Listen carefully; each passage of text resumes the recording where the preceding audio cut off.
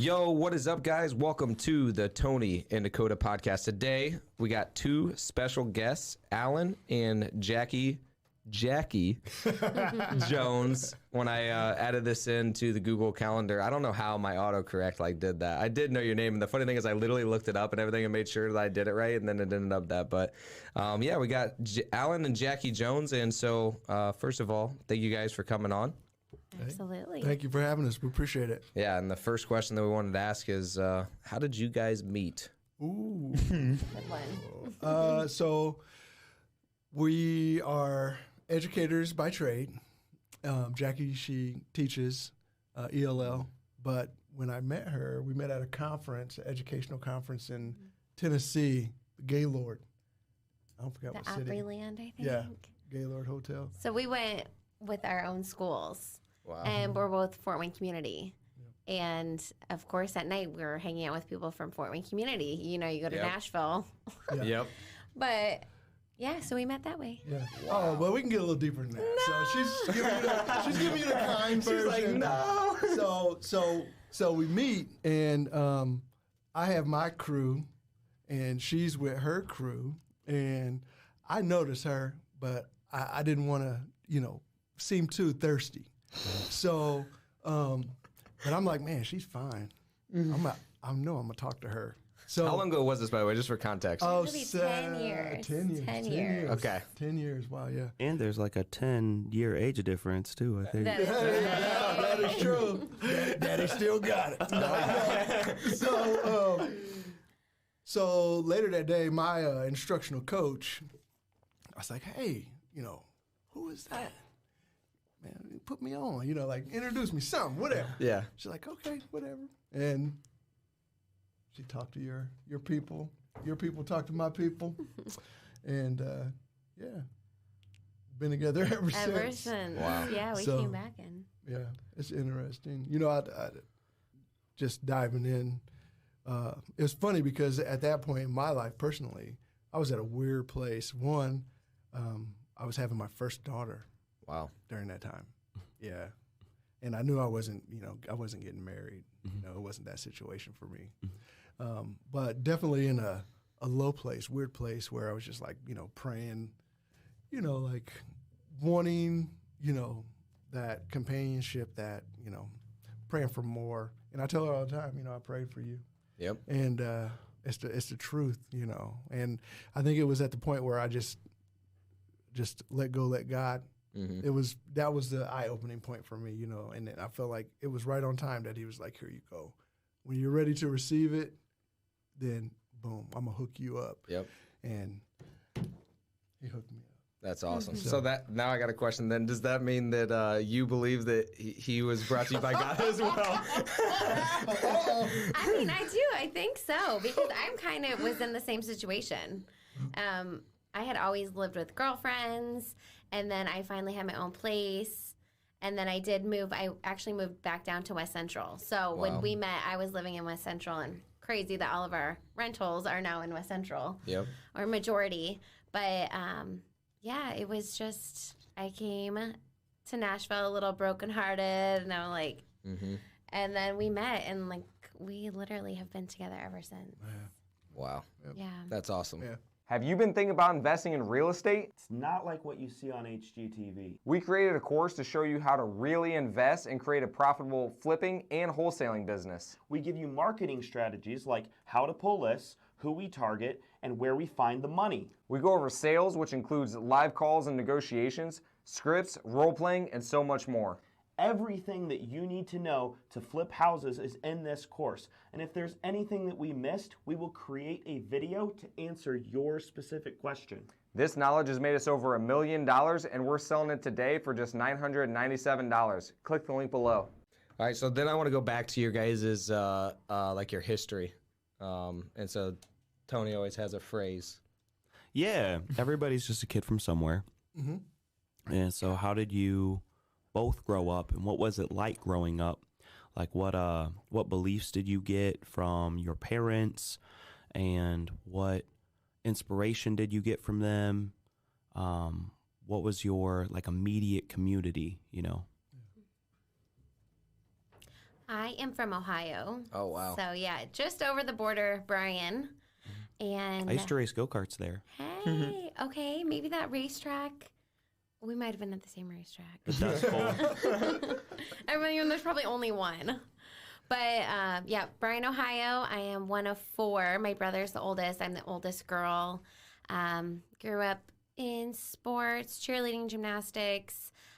We also grew up on a little farm, so we had pigs and chickens. And, yeah, you can say I was the pork queen. She really was. The Oh, my pork gosh. Queen. Yeah, she has the crown with the little And the pig. sash, Yeah. Williams County pork queen. What? Yeah, Yeah. it's a real thing. This is a fact. So, yeah, then I went to college, went to St. Francis, so that's how I landed in Fort Wayne, and have been here ever since. Love it. I'm from Muncie, Indiana. Go Bearcats. Grew up with, tight-knit community, single mom, until she met my stepdad. He passed away a couple years ago. this past year. Just this past year, yeah. He's a good guy, hard guy, Army guy. So, but definitely grew up in poverty. But the interesting thing about poverty is you don't really know it's poverty until you've been and had some outside experiences to realize how poor you really are. So I grew up food stamps. I grew up government cheese, literally like the block of cheese the government would provide for your house, and you did what you needed. Yep. So the grilled cheeses were serious back in the day. My sister and I, we shared a room. So I was telling my daughter this the other day. Whenever she gets her too high up, I'm like, I got to bring her back down. But bunk beds, 2-bedroom house, 1 bathroom with a bath, no shower. So it was baths or the wash rack. Yep. So just grew up that way. The neighborhood was the neighborhood. I mean, my neighborhood raised me, basketball was a ticket out for me. I was able to afford an opportunity to get a scholarship for Taylor University. Dang. So play basketball there, was All-American a couple years. And, yeah. So my mom was, she ran a tight ship. My mom was a type of lady who, I tell this story to my when we had muffins and moms at my school. My mom, when I was younger, Walter Payton was a big football player. And he was like the Jordan of football back in the days. And they had these shoes they're called roos, and you can put the change in the pocket. I don't know, you guys might be too young for that. No, I remember those. Okay. And I remember she was supposed to hook me up with these roos, and all day I'm bragging about them. I'm at the bus stop with my boys, like, oh man, my mom's hooking me up. And all day at school I'm talking about it. I get home, I come to the house, my mom's waiting on me, and I'm like, Mom, I'm here, I'm ready. And I was like, where the roos at? She's like, oh, they're in the garage. And I'm like, the garage? I go to the garage, I open up the garage door. There's a lawnmower, brand new lawnmower, full tank of gas. Oh my gosh. And she says, happy birthday.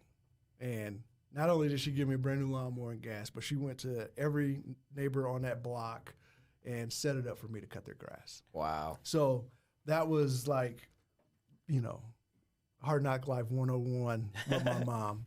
And that's just how I'm built, Yeah. So, appreciate that. I appreciate that more now as a 100%. man with kids than I did when I was 8, 9, 10 years old and doing that stuff. So but that's crazy because my dad did something similar. I'd be like, hey, Dad, can I borrow $10?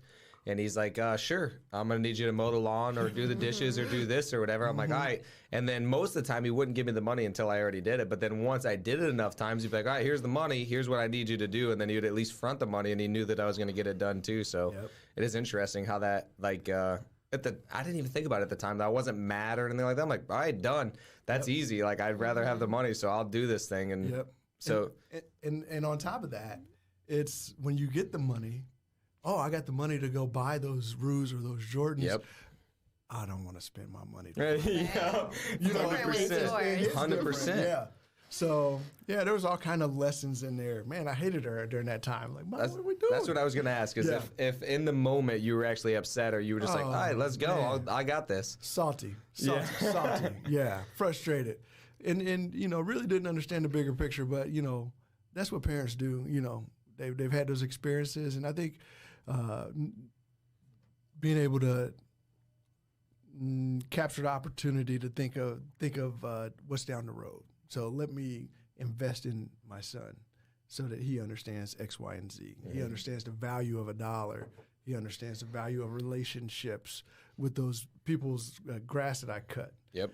So, I mean, it came back tenfold. Yep. Yep. That's awesome. Do you still mow your own yard, or do you have somebody do it now? That's a story in itself. Tell the story then. All right. So we just we had lived in West Central I had lived there a long time, and I bought my first house in West Central. He moved in. Then now we have 4 kids. So what was it? 2.5 years ago, 3 years ago, we're like, we need a bigger house. So we started looking, and our oldest, Ava, she's Northwest Fort Wayne. So we're like, okay, let's build Northwest.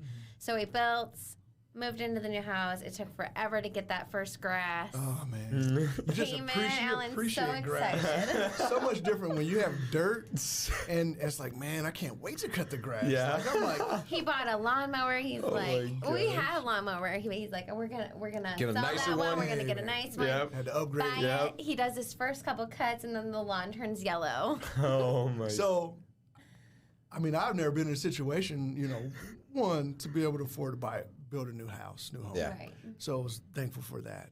And then never been in a situation where, you planted the seed and all that stuff, and then being able to take care of it and fertilizing lawn. Like, I didn't grow up fertilizing the lawn. You just go out there, you cut the grass, and you line it up, and you keep it pushing. Yep. And so learning a lot. But yeah, I cut it too low, tore the grass up, man, needed fertilizer. It was bad. But Yep. we're back. But That's no, awesome. we don't cut the grass anymore, though. Good. Are you letting deals fall through the cracks because you don't have good systems in place? We've been there before, and we've tried several different CRMs, and Ari Simply has been the best. Ari Simply tracks your KPIs, does automatic follow-ups for you, and even records your incoming phone calls. The system is simple to use and has more features than we even know what to do with. If you're looking for a great CRM, try Ari Simply today. We put the link in the description. Check it out now. Maybe, yeah. I did landscaping for a while too, and I always thought it was funny. I was like, dude, why would anybody ever pay anybody? Like, it takes me in like 30 minutes. Like, why would they pay this? And then like now I'm like, I will never mow my grass again, ever. I have a problem though where like I'm very much like you, and I'm like, I have to have it perfect. And so then if there's too much over it, I'll literally do it twice, and then I'm like, nope, just get it done. You're not going to go over it twice. And I tell myself that beforehand. Then I'm out there and I'm like, nope, I'm going over it twice. I can't do it. I couldn't do it. I'm like, dude, I just need to hire this out. This is dumb. I can't do it. But yeah, grass is a funny thing. And like Jackie said, we have 4 kids, so Yeah. I enjoy cutting the grass. It's not like I didn't ever enjoy it, but just that time, how do you want to, maximize your time, and is it worth that? 100%. So it really wasn't worth that. So. That's what I always tell people to do is evaluate, okay, whether you're going to work or like work for overtime or you're going to pay somebody else to do that. It's like, man, could I spend this money and then spend more time with my kids? Which one's more valuable to me, spending $100 a week or spending time with my kids? And if the money is more valuable to you, then go mow your lawn. But if the time with your kids is more valuable and you can afford to do it, then like go spend the time with your kids and you're going to be happier with your life. I agree. Yeah. So you talked about college as being like a way out for you. I mean, Dakota didn't grow up in like the best area, and then he sort of like carved his own way, but he avoided college. He like graduated a year early and started working hard right away, and then found a different path. What did you learn from college, or was there something there that you needed in order to like change your mindset, like change your environment, that sort of thing? What did college teach you? Great question. A lot. I think the way I view college now is completely different as an investor, as a business owner.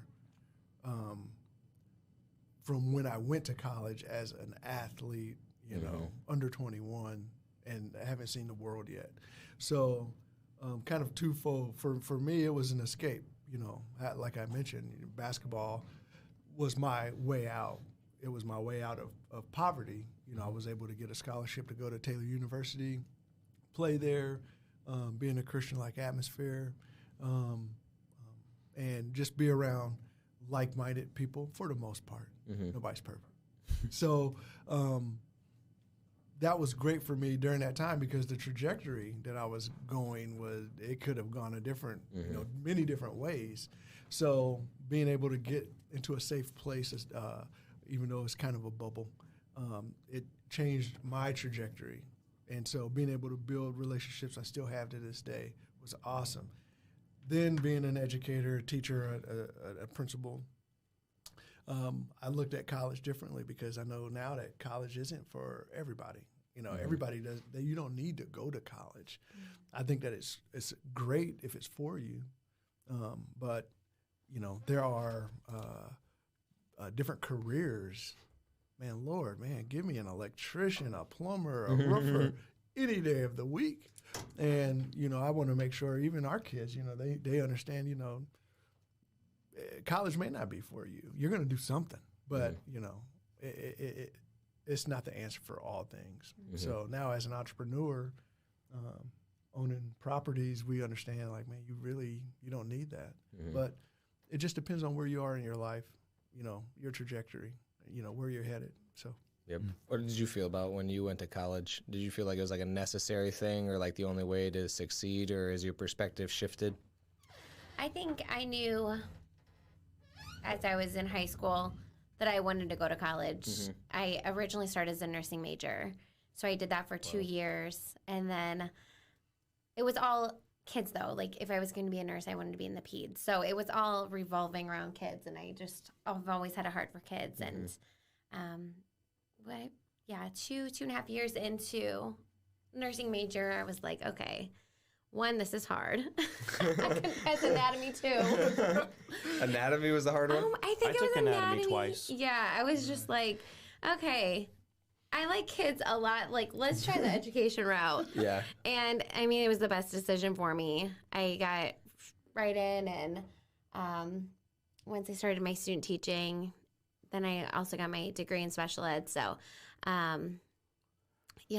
I've loved it since, and I think college was necessary. But, yeah, looking back, we tell our kids, we're like, you don't have to go to college. I mean, if our hope would be that hopefully one day they want to take on what we've started. So we'll see. That's awesome. Man, I feel like I could go so many different directions with this. I actually had it written down like teachers / educators, but entrepreneurs, because usually those are two different things, which is, I think, why it's interesting that you guys are both. Like, that's a very rare thing. So I guess my question that I wrote down is, who is college for? Then you said it's not for everybody. Who do you think should go to college, and who is it for specifically? Oh, man, that's a great question. I think it depends on what and where your passion is. You know,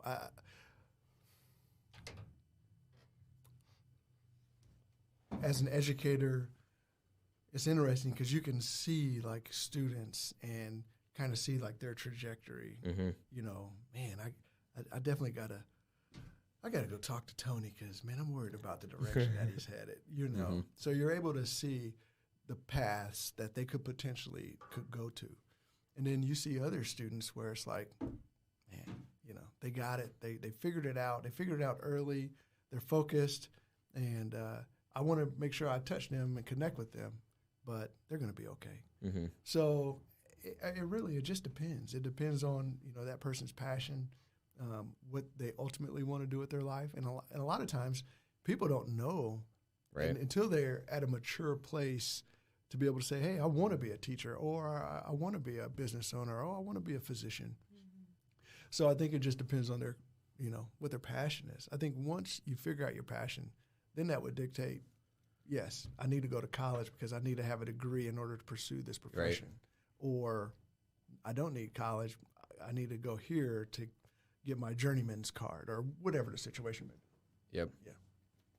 Yeah, it's interesting because like I think about that a lot, and I think about the pressure that I felt from different teachers and from different educators, and the way that they thought that they knew what my path was going to be, and it was a lot different than what I had envisioned. So it's interesting too that like I may have a vision, and if it doesn't fit what somebody else thinks is best for my life, it's like, okay, do you know what's best for my life, or do I? And so then it's always interesting to not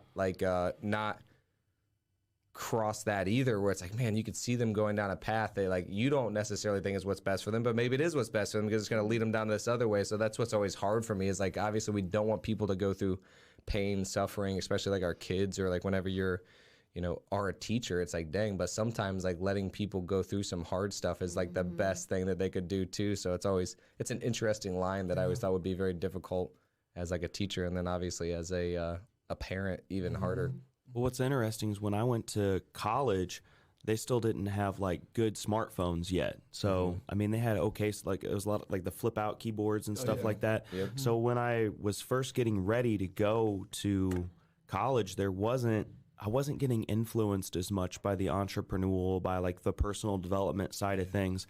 And YouTube was like, it was middle-aged. Like it was starting to grow, but people didn't talk about how much money they made on their YouTube channels, and like it hadn't gotten niched out yet. And so I wasn't influenced by that stuff. So I didn't have confidence in being able to do anything except for go to school. Like that was the only path that was presented to me, and it was presented to me by everybody. Like everybody was like, dude, if you don't go to college, you will not get a good job. Yeah, times have definitely changed. Oh, definitely changed, and I can appreciate both of your answers so much.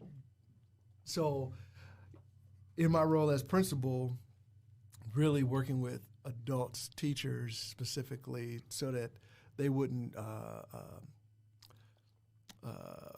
pigeonhole students into that.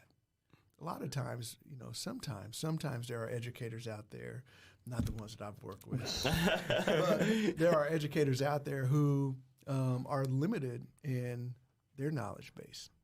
And yet they're in front of 30 kids at a time at the middle school or whatever situation may be, and they only teach what they know, and that's part of the struggle. They can't get past their knowledge base, so I'm going to keep you in this box because I'm stuck on stupid SOS.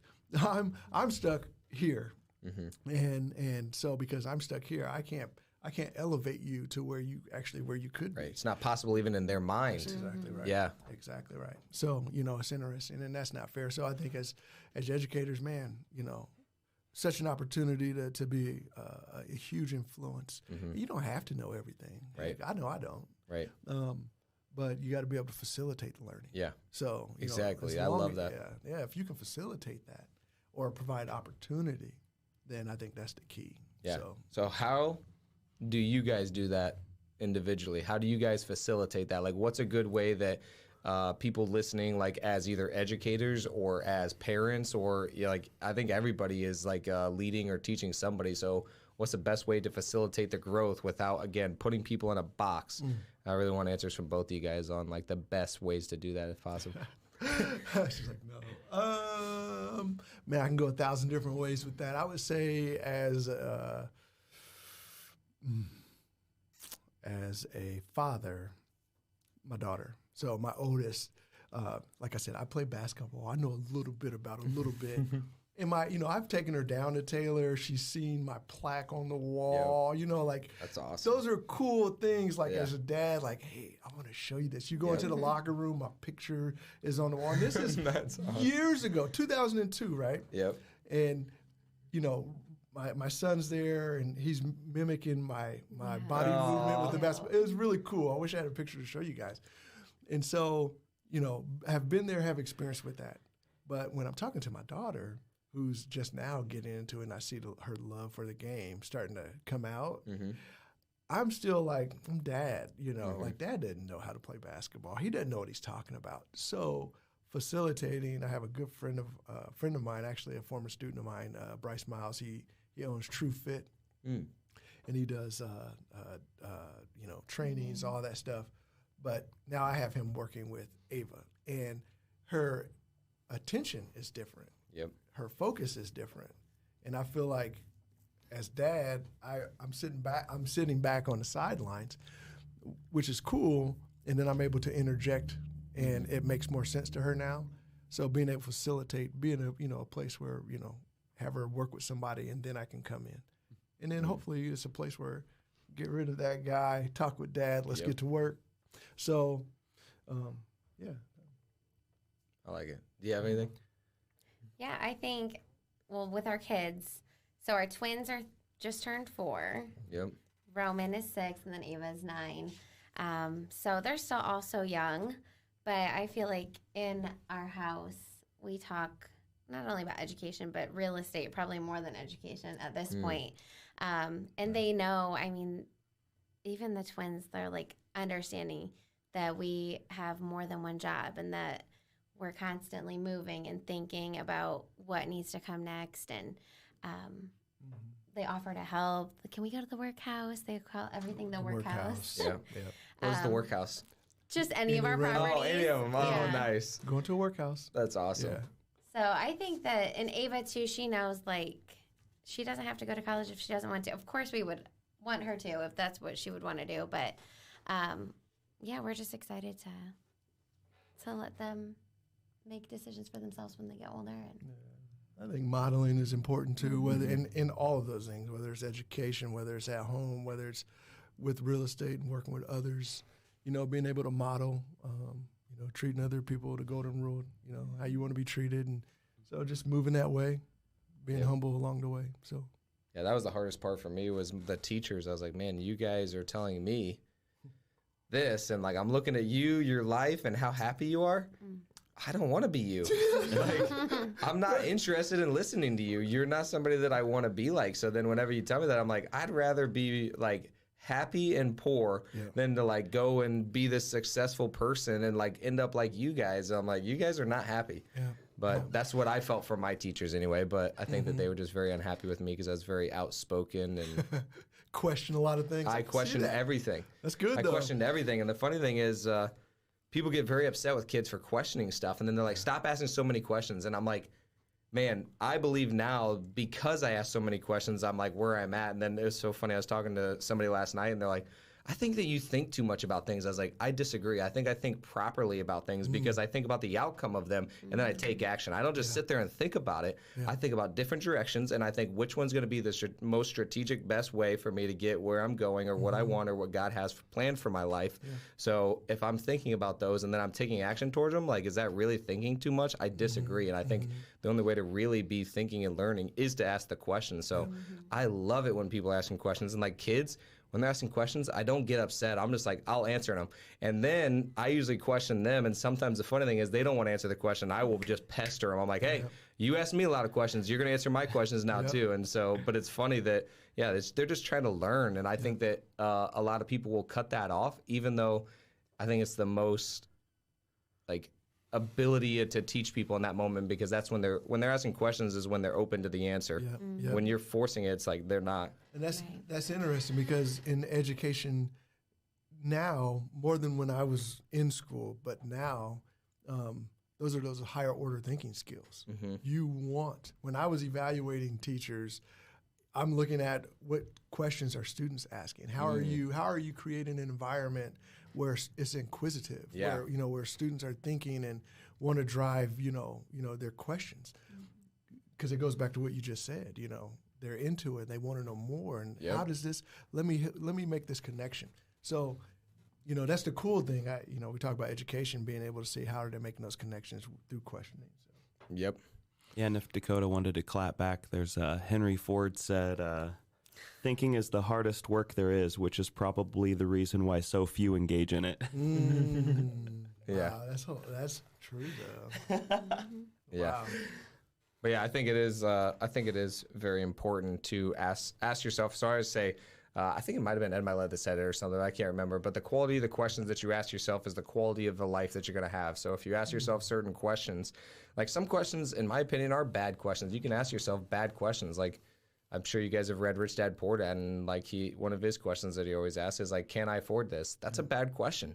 If you say, can I afford this? It's a yes or no, and it stops thinking right there. It's like, okay, no, I don't have the money for it, or yes, I do have the money for it. Either way, thought's gone. Right. Instead, if you ask yourself, how can I? Now you're thought provoking. So if we just continue to get these kids to ask themselves the right questions that figure out how, that's where I really believe that it's like, that is how you get kids to educate themselves, is to get them to ask those questions of, like, ask them the right questions, and then they're going to go search for the answers. It's not you giving them the answers, like, this is how you're going to live your life. This is how to do it. You go to college, you get a high salary and all this other stuff, because I tried that too. It didn't work.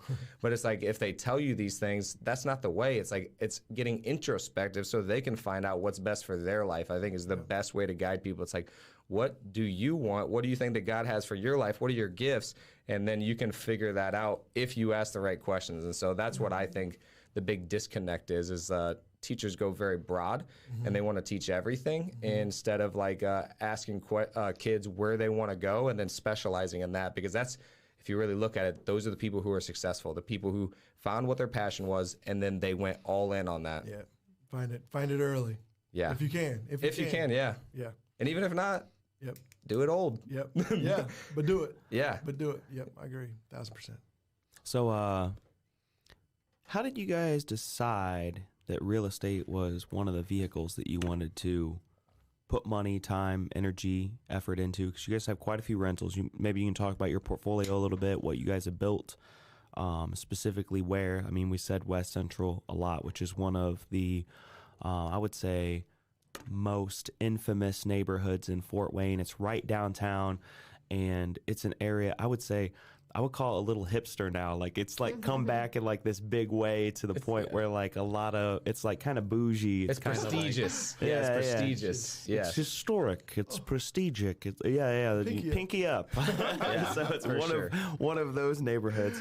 How did you guys get started in real estate? Why did you decide on West Central? And I got one other thing to add to it. Were you into it separate before, or did you guys do it together? So Yep. So I'll start and we can jump into it together. So prior to Jackie, I read Rich Dad Poor Dad, and I had just become like an administrator. I think I'm making like $90-something thousand a year with the salary, and I'm like, man, I got it going on. I'm in my 20s. Yep. I'm an assistant principal down in Muncie, and thinking that, okay, man, I'm good. I'm good for life. Yep. And I read Rich Dad Poor Dad. I was in Key West. You were like, mother fricker, I'm not. Oh man, it just shattered me. Oh, my because I gosh. was just like, That's exactly what they talk about too, is the administrators making like $100,000. That's hilarious. yeah. And that's a whole nother conversation. Well earned for all those administrators out there. But read that book, and it just, I had an apartment I was renting. I had a motorcycle. I had a Chevy Avalanche that I was making a car note on, and that was it. I mean, I had all these depreciating assets, with my name on it. And you're proud of them. And I'm living my best life. I'm in the southeast side. I'm South Bridge Apartments, man. Yep. I'm doing it big, single. Oh Lord. So Oh Lord, that was a good time. so That's a separate podcast. yeah, different podcast. I don't know which one that is, but read that book and just realized, man, I need to turn this around. Like, how can I leverage what I do have in order to scale? So a girl that I was dating at that time, her dad had just sold a number of properties for, like a ridiculous amount of properties. And the bank asked him to buy the properties back at a fraction of the cost, and he did. This is around 2008, 2009. So he did. And he's like, well, I have all these properties. You can have a property land contract. So I got a property land contract, 4029 Hannah, my first property. In Fort Wayne? In Fort Wayne. Okay. Now that was part of it too. The hustle was different. I mean, I was living in Noblesville, working in Muncie, driving to Fort Wayne, working on a property, leave in the morning, go back to Muncie and work, go home in Noblesville. And it was on repeat. And I did that for 3 years, my weekends. And so just single family here, single family here, single family here, single family here. And then, that relationship didn't work out. Like I said, I was young and dumb, making bad decisions. And definitely not equally yoked in a lot of different ways. We can talk about that later too. That word just keeps coming in my head. Yeah. So met Jackie around that time, and she was in West Central, and I mean, I was focused on her. And during that time, there was a duplex, 1336 Jefferson, and that came open. I was like, oh, I'm gonna buy that. I'll live there. I wanted to be just close in the area. And you had never had any No multi-families during that time. It was all single families and some learning through that process. And bought that property, rent one, and still getting money, rent out both sides and realizing like, man, this person moves out. I still have income coming in, the mortgage, taxes, all that stuff is being taken care of. Wow, it was that aha moment for me. And I went all in. I'm like, I sold all those properties on the southeast side of town. And I went dead into West Central. Like, I wanted them all, And in that process, learning about 1031 exchanges and taxes and just all those things that, skilled investors understand they do, so you get to maximize your money. Yep. But where the struggle started, happening was we were starting to grow. I was probably 20 units in. Jackie was pregnant with our son, and we came to a boiling point where it was like, okay, this is a lot. And I'm doing it a lot by myself and sharing my frustrations with Jackie. And you guys were dating at this time? No, we were married. We were Okay, married. okay. We were married. And it wasn't until she got involved in the company that we really were able to scale. So there's the 12-plex at Washington and Jackson Street, right downtown. It's when we purchased it, there was only 4 tenants out of 12. Wow. And the whole building just needed a lot of love. And I think that was at the point I was literally like about to pop with Roman. And Jeez. and so it started as just like one duplex, then it turned into a 4-plex, then it turned into, and then so we're like accumulating. And I was just letting him do his thing. I'm like, okay, I always, I feel like I've been really good about being supportive and wanting to say yes, like as much as possible, because I really have full trust, faith, everything in him. So I would always just say yes. And then this 12 unit came open, and I was like, I really don't want to say yes to this. Oh man, yeah, she was letting Because me I was like, this is too much. Like, we have a lot going on. You're a principal. I'm a teacher. We have 2 kids. Like, we have Ava plus Roman here in just a minute. And I was like, if you do this, like, I'm going to have to, like, come in because he can't do it alone. I mean, that's a lot for one person. And Yeah. so that was the tipping point where I then became involved. And so that was good. I think it was good for our relationship. It was good for our marriage. That she could see the ins and outs of the business, and the money that comes with that, the opportunities that come with that. And so as she grew, then she was starting to become a dog. I hate to say that. 'Cause What do you mean by dog? just we're all dogs. You guys know what I mean. I don't know. I really don't Dakota know. doesn't know DMX. Or I honestly don't get it. What does that mean? What does that mean? But just, I would say, there are people out there that's like, man, that dude's a dog. I don't get that. It's just baddest mother father. Man, that person's There it tough. is. They want it. Oh, okay. They want it. They're, cutthroat, but pretty. In a nice way, Yes. in a great way. Right, aggressive and yeah. gonna go get what they want. Yeah, have go-getters. goals, have aspirations. You know what? I'm gonna tackle that. And I felt like at that point where Jackie was, learning the real estate more and more, and then when she finally got put 2 feet in, 1, we were able to scale exponentially. Yeah. And 2, she understood the ins and outs, and she brings things to the table that I don't bring. She brings a whole different, part of the business that I'm like, man, you have that. Yep.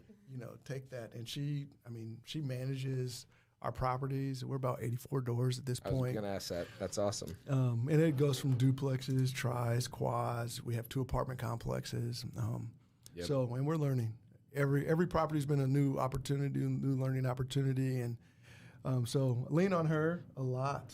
And because there's times where I just need a kick in the pants, and she's very good at doing that. Sometimes too good. That's what I was going to say. Is how do you do that in a kind way? Or like, is it always kind? Well, This is a good question. we were literally just talking on the way because he's like, I just need you to listen and not respond. Just listen. And I feel like I listen a lot. So, I mean, we always come back at the end of any conversation, you know, with positives. But there's been hard times, of course, with anything. And,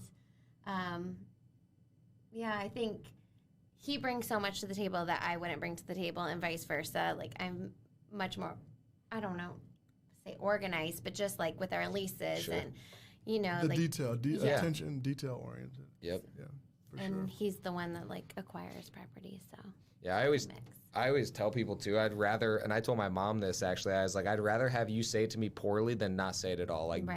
don't just withhold anything. Like, I'll deal, if you say it to me, you're coming at me hard, I will deal with my own emotion because that's my responsibility. Just at least speak, because I don't like expectations that are not spoken. Or if you're struggling with something and I don't know about it, that's on you to tell me. So yeah, I'd rather have it be like harsh, but at the same time, if you can do it in a kind way, I'm always looking for ways to tactics to do that. And then the last question that I have on this, and then I want to hear about your guys' individual roles actually, is you guys built most of this all cash, didn't you? If I remember right, or did you take loans, or how did you build this up? Land contracts? Or? Yep. So I mean, really, just when I sold those properties on the single family homes originally, just didn't really know about leveraging, didn't really know about construction, didn't really know about a lot.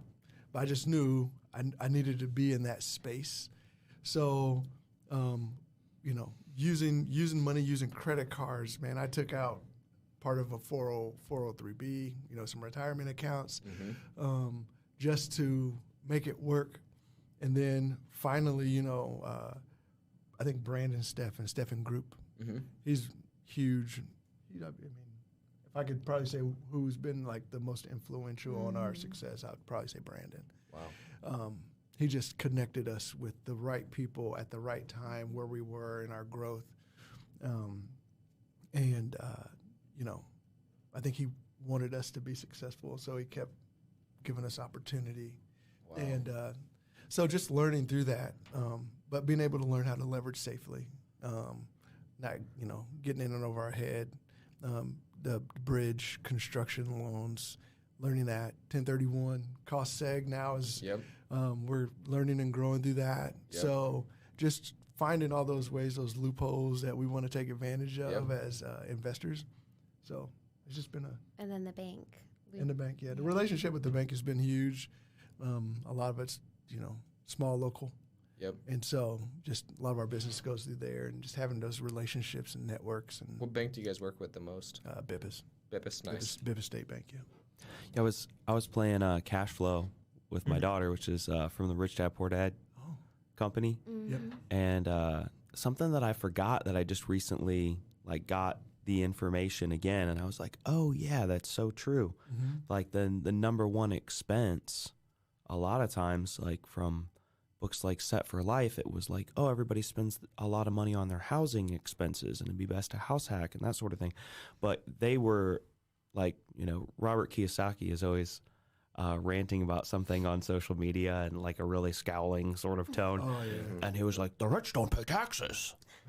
Biggest expense. That's the biggest expense, actually, and I missed it. Like, I missed it the first time through, and then I was just showing Presley like on on the income statement, and I was like, oh, look, you became a medical doctor, so you're a doctor. She's like, oh, that's good. And I'm like, yeah, but your expenses are a lot higher. Look at how much you're paying in taxes. Like, it's more than a third. Right. And that's just something that a lot of people accept. It's just like, oh, yeah, you don't really you never get away from taxes. You just always have to pay them. Right. It's just always going to be there. There's never any way out of it, you know. But having corporate structures, like, entities are their own people. And so, like, strategically, if you're creating something of value, like housing, you know, the government doesn't want to take that over yet. And so while we're still the providers of it, we get incentivized for it. Yep. And there's all sorts of ways to, like, make your taxable income on paper, you can reduce it greatly. So taxes are the biggest expense. Totally agree. Yeah, so when you said cost seg, I was like, that's a good sign for this year. If you're talking about a cost seg. You know you won. You know you won when you get, I mean, okay, first of all, our tax accountants expensive, but they're worth it. Like, expensive tax accountants get you the best education as well as the best systems.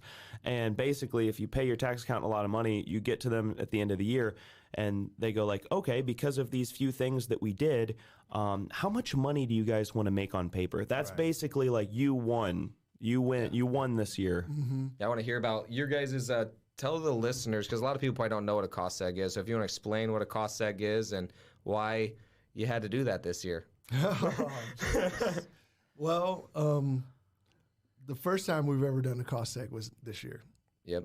And so just a cost seg, basically it takes a property and it stretches your write-offs for an extended period of time. Mm-hmm. And in some instances, you're able to have accelerate your expenses over time. And so, case in point, an example was our latest apartment complex.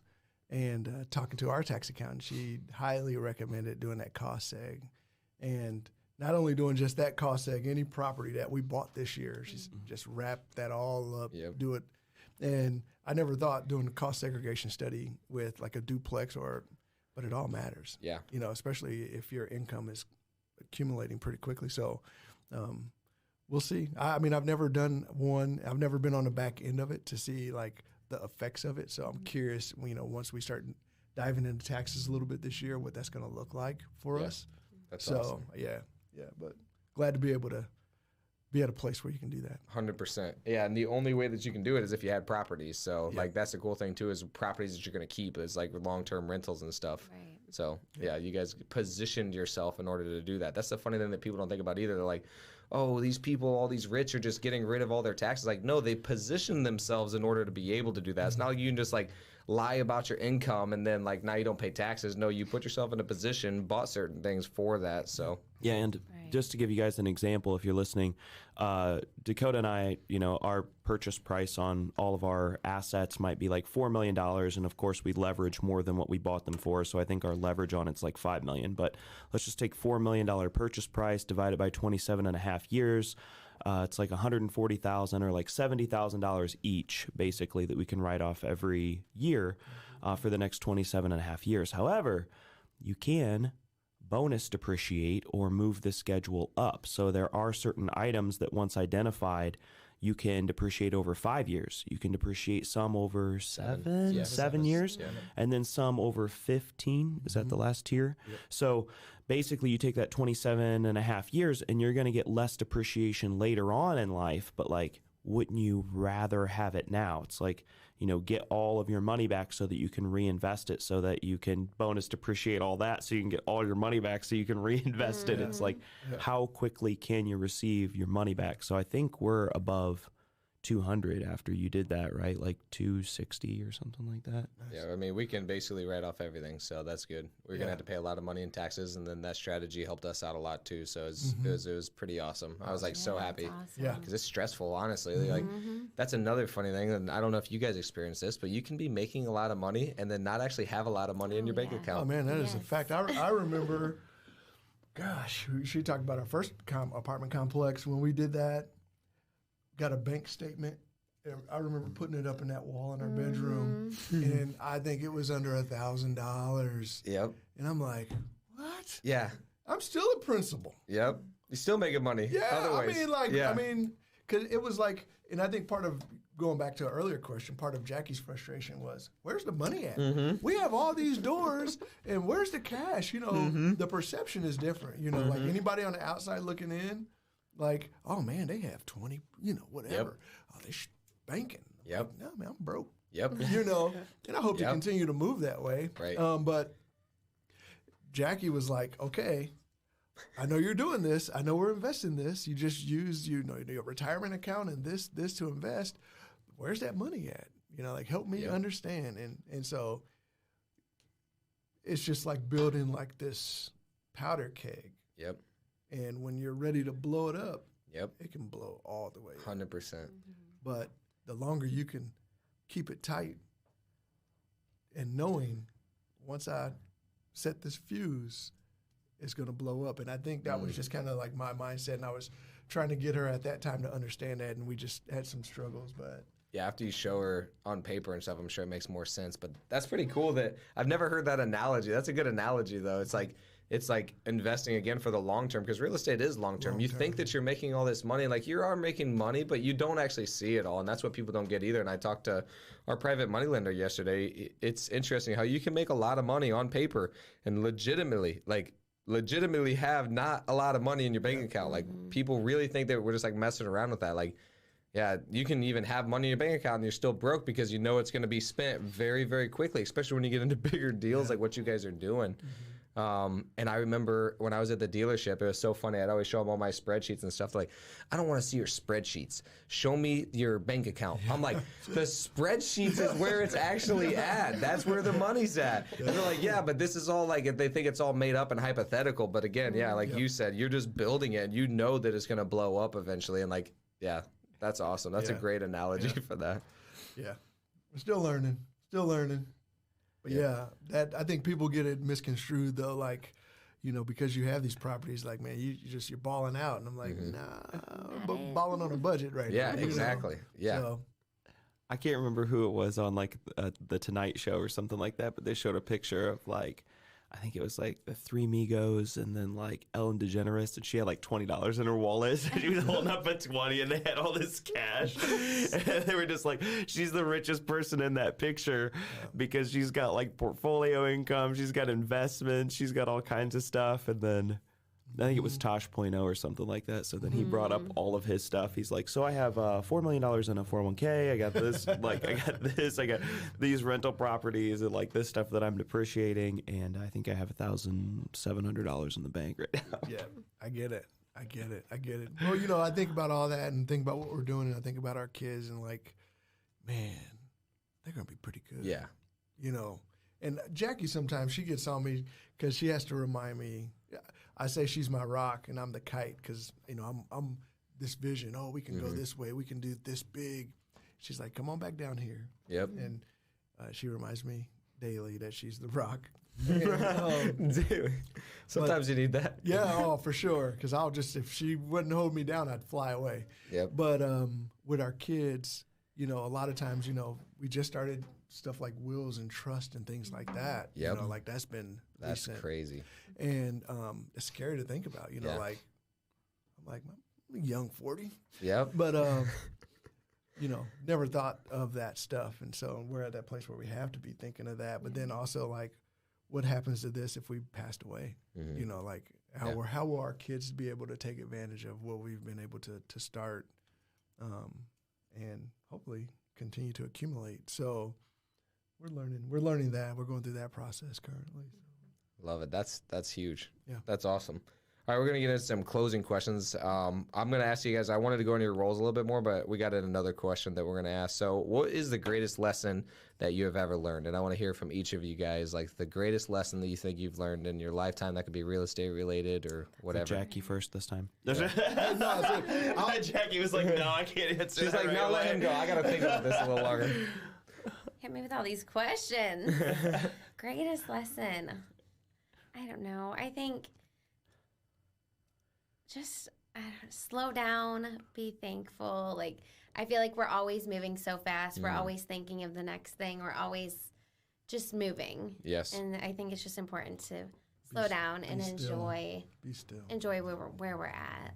Yeah. That is so funny because that is the hardest thing for entrepreneurs usually is literally to be present. And that's the funny thing it's so important to do. So that is awesome that like you have that perspective because then again, you can help him appreciate like, hey, we need to be present here and be grateful, thankful, happy with where we're at because we, again, do live so far in the future that you can't even be happy. And then from the outside looking in, everybody's like, man, they got it all. Right. Everything's great, but you're already in the future that you can't even appreciate what you have. So yeah, there's a book that I read for anybody who struggles with that. And honestly, most of the people listening probably struggle with that.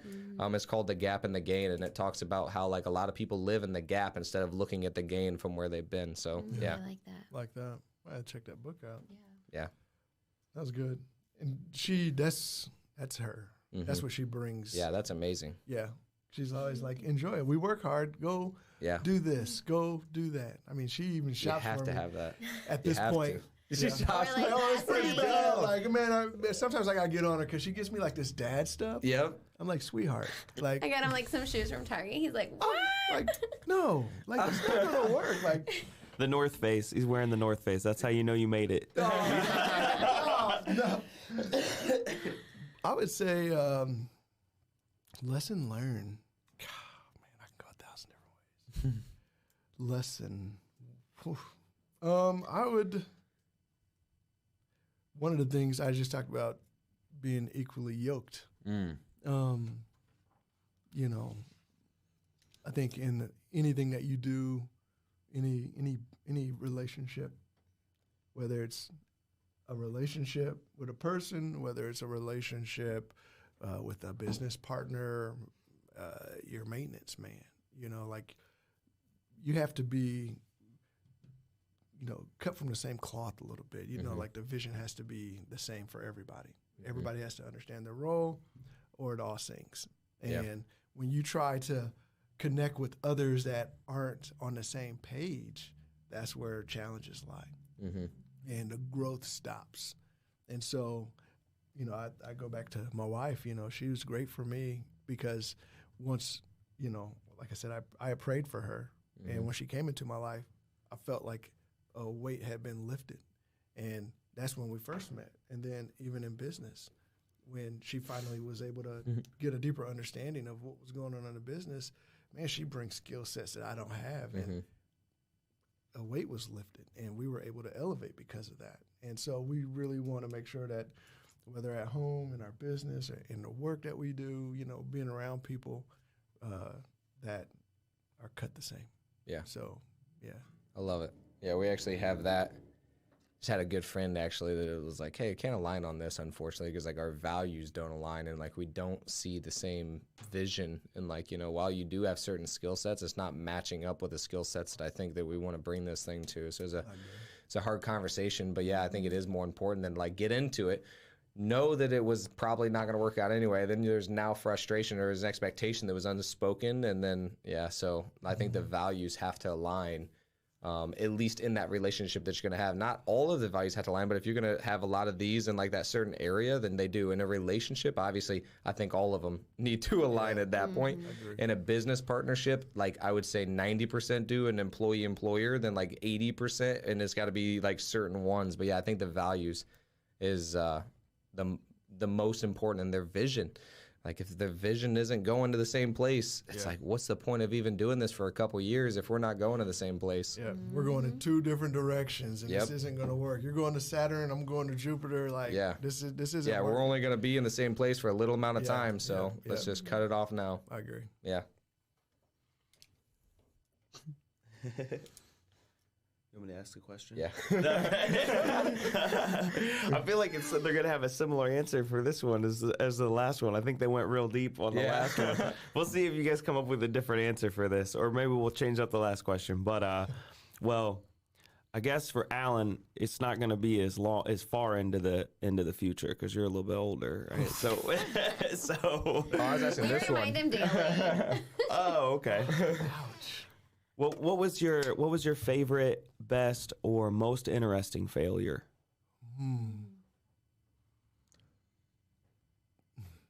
Most interesting failure, man. Lots of them. I think my biggest failure, I would say, is not having a big enough vision. I think early on, I was talking with another investor earlier today, and he had contacted me. I said, "Hey, I didn't know you picked up those apartments over there." And he said, "I was looking at that years ago, but I was nervous because I was just getting started." And I'm like, "Man, you know what? I can relate to that, bro. Like, there's been so many deals that I've passed up because I'm like, man, that's too big for me. Yep. Like, and just putting a ceiling on top of me and on top of us. And I'm like, hindsight is always 20/20. Hindsight, man, I would have tackled that thing. Like, if I knew what I know now, man, 20s grinding. I think about Drew, Andrew? yeah, I like him. Yeah, he's. I don't know him, but I like him. He's a beast. And I love that he's 19, Yeah. 20. Yeah, he's 19. Yeah. Give me a break, That's man. awesome. And he's around you guys. He's around dogs. And so I love that. I love that. You know, I wish, and my daughter's going to be a dog. My son's going to be a dog because their dad and their mom is a dog, and in a positive way. And I just, you know, so anyway, I can go 1,000 different ways with that too. But just the big enough vision, big vision. Love it. Don't think too small. What about you, Jackie? Biggest failure? Or like your favorite, best, most interesting? I don't like to think of anything as a failure per se. Biggest I think- lesson? Lesson? I don't know. I just always feel like I go back to patience, and if things don't work out, like it was meant to be that there was the reason for that. Like we've had so many circumstances where like we wanted something to work out a certain way and it didn't. And then, 6 months down the line, we're like, I'm so glad that didn't work out the way it worked out because now we're presented with something else that opened the door to a whole new. Yeah, sometimes it's been even better than the original. That's an interesting one because honestly, I want to ask you about that. We're kind of going to go a little bit longer, but we'll get through it in the next couple minutes. That's an interesting statement though, because like we believe that everything happens for us, not to us, and so like again, that happened for you, whatever it is, whether it's like something that changed. But then also, I believe that we have a certain amount of like influence and drive over our lives too. So how much of this is like, okay, this is God's will, and like I'm just gonna let it be, and it is what it is, and like I know that it's working together for the good. And then how much of it is like, I gotta work for what I want. Like God gave us free will and stuff for a purpose. So how do you balance those two things? I would say that's the other thing too. I mean, what we do is work 24/7. And I mean, I feel like we don't, but we sleep with the kids in the bed most nights. Our kids come down every night. There you go. But we're working all the time. And I think a lot of people don't see that part either. Is they see the exterior, like everything looks so great. Everything is smooth and, but it's the complete opposite. It's like a last night grind. we had 4 pipes bust. We've had Four four heating issues, four like furnace just this over the situation. past 4 days. Like it's been insane. Yeah. And it's just stuff you don't talk about. We could talk about, we do talk about to certain people. Yep. But Yeah, I totally agree with that. I think I heard Steve Harvey talk about it one time where he was like, everybody sees this version of who I am at this point, but they didn't see me when I jumped off the cliff. And when I jumped off the cliff, I had scrapes and cuts and bruises and all of this, and now I had to go through all of those things to get to this version of who I am right now. And it's still not perfect. And I think that just kind of reiterates what you're saying. You're going to go through it to get to it. And even when you get to it, you're still going to go through it. Yep. Always That's learning, awesome. always grinding. Love it. Are we doing the superpower one? Or are we going? No, we can just skip to that. Okay. Actually, right. you know, we can do a real short one. Give us a short answer because I do want to know their roles too. Like, okay, so this was the one where like I wanted to ask you guys about your roles in the business, but also I want to know what your superpower is. So maybe if we give like a 1-minute version of like what your roles are, then what you believe your gift or like what your superpower is that like God gifted you with. My role is the tenants. If we have a property, I'll be the one to list it. I show it. I do all of the lease paperwork. I Screen them too. Okay. screening, show the units, just handle all of the back end stuff, the bills, the utilities, mortgages, all of that stuff. Jeez. So yeah, that's a lot in itself, especially with the amount that we have. Plus 4 kids. Yeah, that's a lot. And then teaching. So Oh I my still teach half gosh. days. I teach every day until 12:30. Wow. So, and before Alan, this is his first year that he hasn't been a principal. So up until this year, it was just me in the afternoons from 12:30 until 2:30 trying to get in as much as I could in 2 hours. But it's been really nice this year because he's been able to do a lot more and have that flexibility and freedom. Wow. I do absolutely nothing. Not true. My wife is great. No. I would say just, again, the acquisition, you know, I do a lot of the networking. I would say my gift is gab and just people person and relationships. Working with the contractors now, definitely a lot more than I used to, especially with that extra time. And, you know, it's funny just talking about that time. I tell you what my superpower is the balance. Is, you know, I thought when stepping away and going into this new part of my life, oh, I'm going to have all this extra time. And gosh, it just hits different. It hits different. And, you know, I'm used to having that secretary, Alan, you know, this is your day. And not having that now has just been an adjustment. So learning, growing together. Yep. Love it. All right, this is the last question. This is the deep one. I'm real deep here. And Alan, I think I got this right. So 56 years from now, you're on your deathbed. Yes, a dunzo. It's a wrap. and you're on your deathbed. You have a final message to the world, and it's your legacy. It's the message that you feel that the world needs. So it can be a mantra, a sentence, a paragraph. It is the last thing that people are going to remember you for, and it's a powerful, purposeful message that you feel is authentic from you to everyone else, something that the world needs to hear. What is your message? Oh, man. You went Dalai Lama on me. Oh, wow. I would say live. That's it. I think too many times, you know, I don't need to give a verse or a quote. I love quotes. I have them in my phone. Me too. But I think if you're not living, you're dying. And I think, you know, when you live, you take risk. When you live, you love. When you live, you do things that are out of the box. You're spontaneous. You're living. And, you know, whether it's with real estate or, you know, whatever your career may be or whatever comes in your life. So I would encourage people to live, enjoy life. You only get one.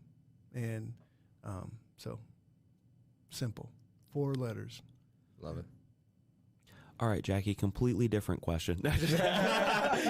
Just kidding. She just did her. Don't switch it up on me. No, I'm kidding. Okay.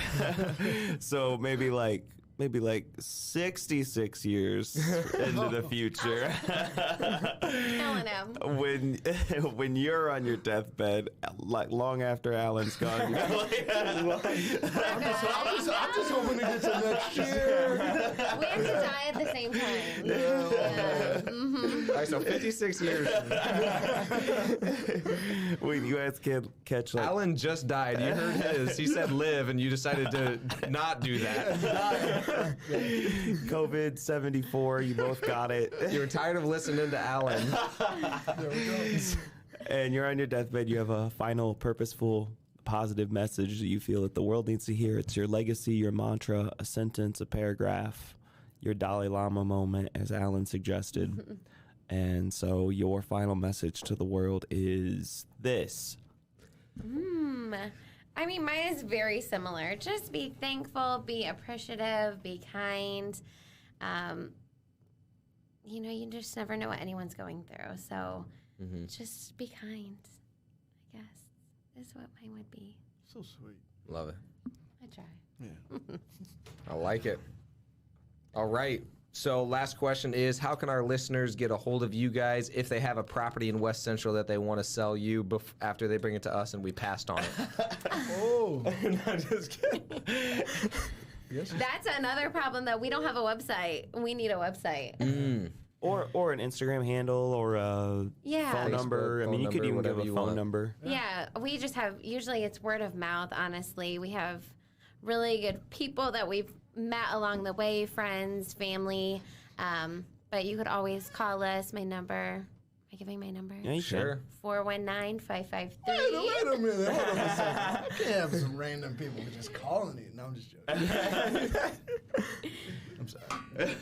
Or you can email us, too. Yeah, email. What's your email? It's A&J LLC at This is Yahoo. tough, too, though, because it's spelled out AANDJ LLC at Yahoo. So, like Alan and Jackie. Yeah. Perfect. So contact us. We have Facebook, Instagram. Yeah. I like it. Well, thank you guys for coming on. I know, like, honestly, this one is probably one of our best podcasts. I think you guys just provided, like, a massive amount of value.